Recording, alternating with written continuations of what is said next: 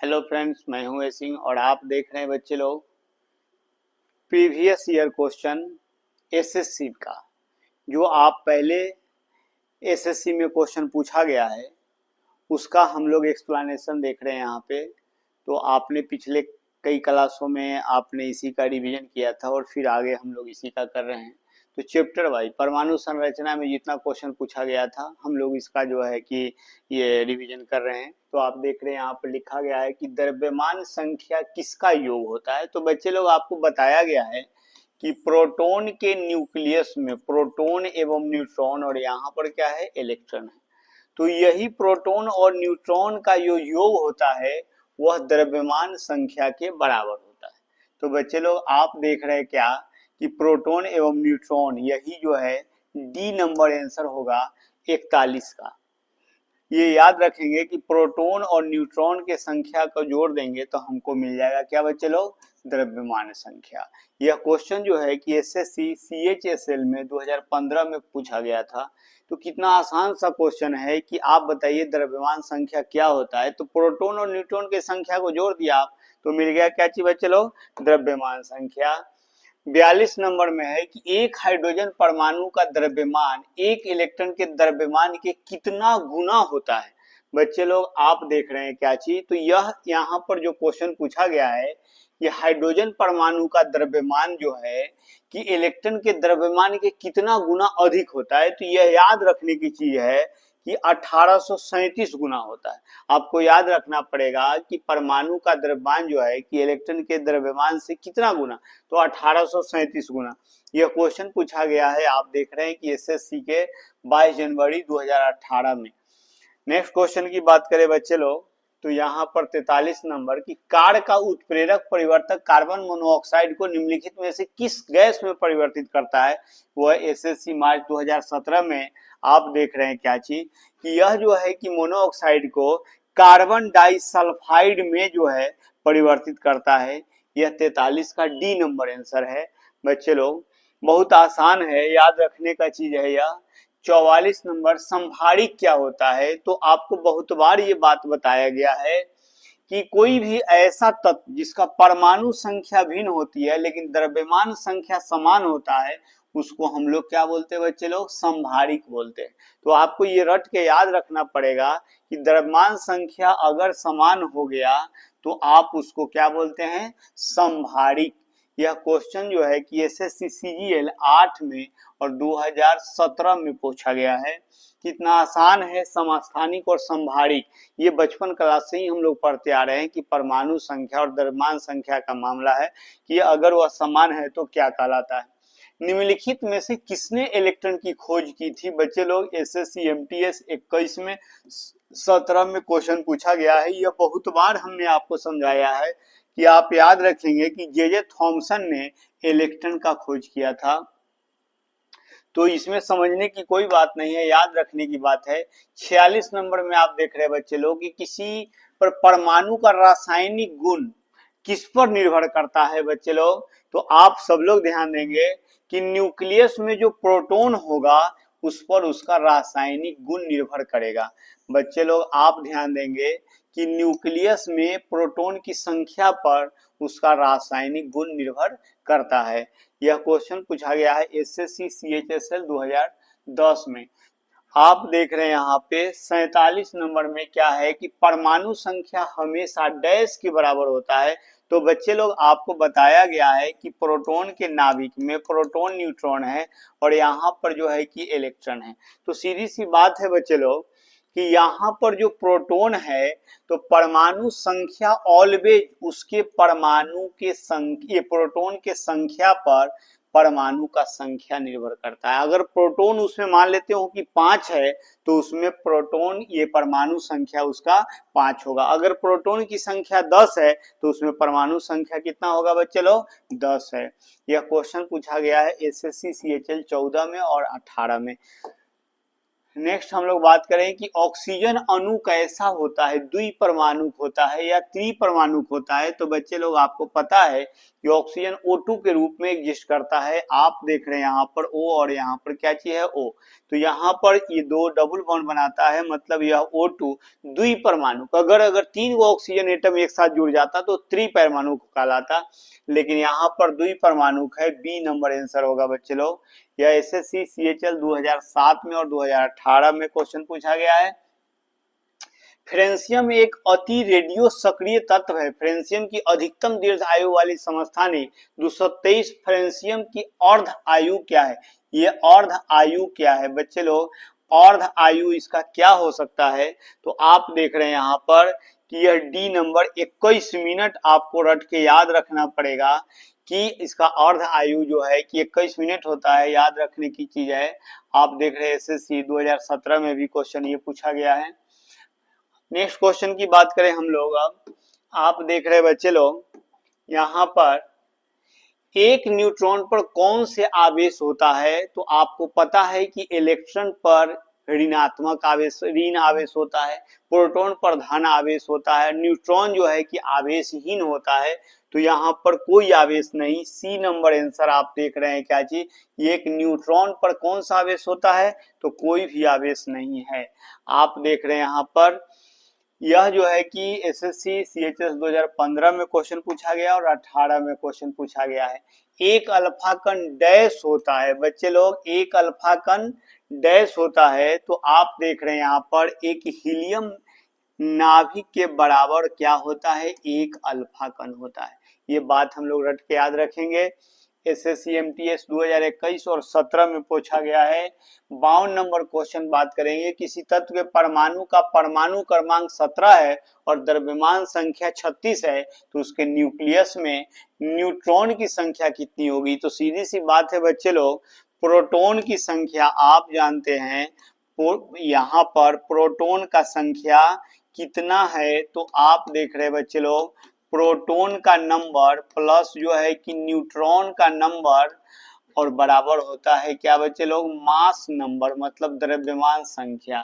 तो सीधी सी बात है कि परमाणु क्रमांक है 17, तो प्रोटॉन का नंबर क्या हो जाएगा? 17।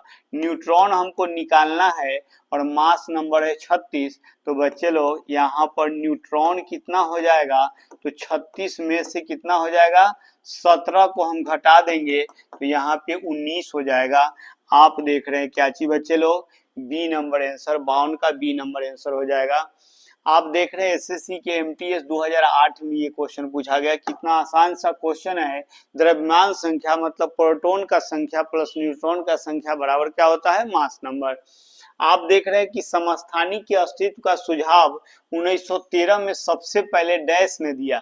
तो बच्चे लोग आप ध्यान देंगे कि यहाँ पर ये फ्रेडरिक सॉडी ने समस्थानी के अस्तित्व का जो है कि सबसे पहले 1913 में ही इसका कंसेप्ट दिए, इसलिए हम लोग इसी को बोलते हैं कि फ्रेडरिक सॉडी ही रेडियो केमिस्ट थे जो सबसे पहले इसका सुझाव दिए। आप देख रहे हैं एसएससी 2004 2017 में क्वेश्चन दिया गया है। आप देख रहे हैं 54 में कौन से दो आधारभूत बल जो न्यूट्रॉन के बीच आकर्षण बल उपलब्ध करा सकते हैं? 54 नंबर में आप देख रहे हैं क्या चीज कि उसका गुरुत्वीय बल और नाभिकीय बल जो है कि वह आकर्षक बल उपलब्ध कराता है। तो हम लोग सी नंबर आंसर की बात करेंगे। यह एसएससी सीएचएल 2012 में क्वेश्चन पूछा गया है बच्चे लोग। तो अब हम लोग बात कर रहे हैं यहाँ पर 54 के बाद में क्या है? ये 55 नंबर में यदि एक परमाणु की परमाणु संख्या 10 है तथा द्रव्यमान संख्या 23 है, तो परमाणु में प्रोटॉन एवं न्यूट्रॉन की संख्या क्रमशः होगी। बच्चे लोग सीधी सी बात है कि परमाणु संख्या 10 है और द्रव्यमान संख्या जो है कि 23 है। तो आप बताइए कि परमाणु में प्रोटॉन एवं न्यूट्रॉन, तो जितना परमाणु संख्या होता है उतना ही तो प्रोटॉन की संख्या होता है। तो न्यूट्रॉन की संख्या कितना हो जाएगा बच्चे लोग? तो न्यूट्रॉन की संख्या हो जाएगा 23 में से 10 तो 13। तो यहाँ पर हो गया 10 और 13। तो आप देख रहे हैं क्या चीज कि ये 10 और 13 नंबर ये जो है कि डी नंबर आंसर हो जाएगा 55 नंबर क्वेश्चन का। अब हम लोग ये देख रहे हैं कि 2014 में क्वेश्चन पूछा गया एसएससी के सीएचएसएल में। तो कितना आसान सा क्वेश्चन है, बार बार क्वेश्चन पूछा गया। प्रोटॉन नंबर और न्यूट्रॉन नंबर मतलब मास नंबर निकालना है, तो प्रोटॉन और न्यूट्रॉन को जोड़ देंगे तो हमको मास नंबर निकल जाएगा। जब न्यूट्रॉन नहीं पता है तो उसमें से प्रोटॉन की संख्या को घटा देंगे। नेक्स्ट क्वेश्चन की बात करें बच्चे लोग, तो आप देख रहे हैं कि निम्नलिखित में कौन सा एक न्यूक्लियन नहीं है।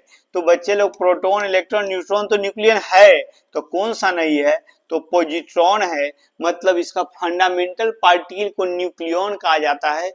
एसएससी सीजीएल 2010 में क्वेश्चन पूछा गया लोग।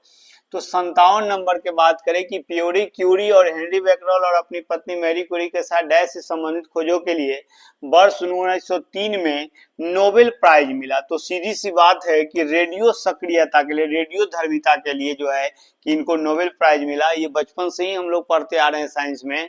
तो ये क्वेश्चन पूछा गया एसएससी के सीजीएल 2007 में 19 में। आप देख रहे हैं बच्चे लोग कि निम्नलिखित में से किसने इलेक्ट्रॉन का आविष्कार किया। बच्चे लोग कितनी बार चर्चा हो गया कि इलेक्ट्रॉन का आविष्कार जो है कि किसने किया, तो आपको पता है कि जे थॉमसन ने इलेक्ट्रॉन का आविष्कार किया। ये बात आपको बहुत पहले से पता है, बार बार ये क्वेश्चन में पूछा गया है। तो आप देख रहे फिर से ये पूछा गया है कि एसएससी ऑनलाइन सीपीओ एसआई में भी ये क्वेश्चन पूछा गया है। 59 नंबर की बात करें बच्चे लोग, अब हम लोग 59 नंबर की बात करें कि हाइड्रोजन परमाणु का नाभिक डैश कहलाता है। तो बच्चे लोग यहाँ पर प्रोटॉन, इलेक्ट्रॉन, पॉजिट्रॉन और न्यूट्रॉन। तो आप देख रहे हैं क्या चीज कि 59 नंबर में आप देख रहे हैं क्या चीज, यहाँ पे प्रोटॉन कहलाता है। क्यों भाई, क्योंकि हाइड्रोजन के न्यूक्लियस में केवल प्रोटॉन होता है, न्यूट्रॉन तो होता ही नहीं। तो आप देख रहे हैं क्या चीज कि एसएससी सीएचएसएल 2017 में क्वेश्चन पूछा गया बच्चे लोग। नेक्स्ट क्वेश्चन की बात करें हम लोग कि ड्यूटेरियम की द्रव्यमान संख्या कितनी होती है। ड्यूटेरियम, तो आप देख रहे हैं यह याद रखने की बात है कि प्रोटियम, ड्यूटेरियम, ट्राइटियम का 1 2 3 होता है, तो ड्यूटेरियम का 2 होता है। यहाँ पर आपने देखा 2018 में ये क्वेश्चन सीएचएसएल में पूछा गया था। अब हम लोग बात करें कि हीलियम परमाणु जब इलेक्ट्रॉन खोता है तब वह हीलियम यह क्या बनाता है, तो हीलियम धनात्मक आयन बनाता है। बच्चे लोग कोई भी स्पीसीज जब इलेक्ट्रॉन का लॉस करेगा तो धनात्मक आयन बनाता है। यहाँ पर He से अगर इलेक्ट्रॉन E माइनस इलेक्ट्रॉन का सिंबल है और यहाँ पे माइनस जो मैंने बताया, या माइनस मतलब निकाल रहे हैं, तो यहाँ पे He प्लस मतलब हीलियम आयन धनात्मक हीलियम आयन बनाता है। यह एसएससी सीजीएल 2015 में क्वेश्चन पूछा गया बच्चे लोग। अब हम लोग बात करें 62 में कि न्यूक्लियस की द्रव्यमान संख्या क्या होता है।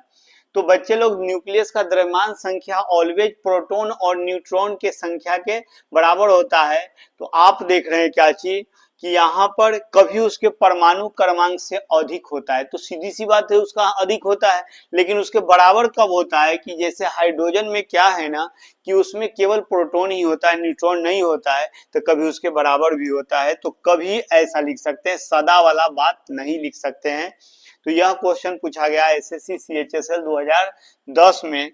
आप देख रहे हैं बच्चे लोग 63 नंबर की बात है कि कार्बन के इतना परमाणुओं का भार कितना है। तो आपको पहले से पता है कि 6.023 इंटू 10 के पावर 23 का भार होता है कितना, 12 ग्राम पर मोल। एक कार्बन में पार्टिकल की संख्या टोटल इतना होता है। तो और कार्बन को जब हम तौल के देखते हैं तो 1 मोल का ग्राम इतना होता है। तो 1 मोल में इतना पार्टिकल और इतना ग्राम। तो फिर क्वेश्चन में हमको क्वेश्चन ये पूछा गया है कि 6.023 इंटू 10 के पावर 22। मतलब आप देख रहे हैं क्या चीज कि 23 में इतना है, तो एक एक नियम लगा देंगे तो सीधी सी बात है कि यहाँ पर 1.2 ग्राम हो जाएगा।